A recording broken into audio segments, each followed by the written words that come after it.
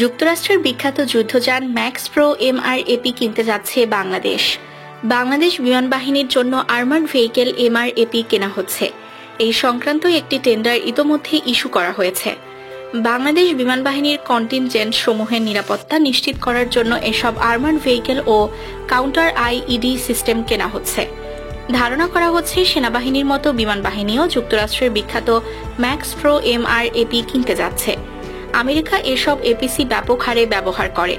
Afghanistan, Iraq ও Syria যুদ্ধে max pro MRAP তার সক্ষমতার প্রমাণ দিয়েছে। আজ পর্যন্ত প্রায় ৯,০০০-এর মতো এরকম এপিসি তৈরি করা হয়েছে। আমেরিকা সহ পৃথিবীর প্রায় ২৮টি দেশের ৭টি ভ্যারিয়েন্ট ব্যবহার করছে। এছাড়াও আমেরিকার বিভিন্ন স্টেট পুলিশের বহরে ম্যাক্স প্রো এপিসি দেখা যায়। এর ব্যবহারের ব্যাপকতা দেখেই বোঝা যায় যুদ্ধক্ষেত্রে এটি কতটা কার্যকর।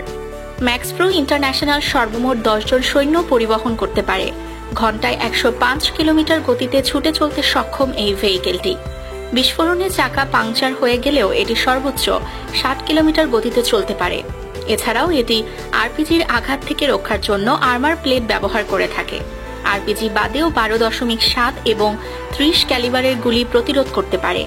পারমাণবিক বা তেজস্ক্রিয় পদার্থের বিকিরণ থেকে ক্রুদের রক্ষার জন্য এটি NBC নিরাপত্তা ব্যবস্থা ব্যবহার করে থাকে।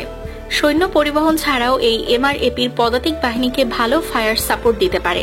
এর উপরে গানারের জন্য বিশেষ নিরাপত্তা ব্যবস্থা সম্বলিত গানার চেম্বার রয়েছে।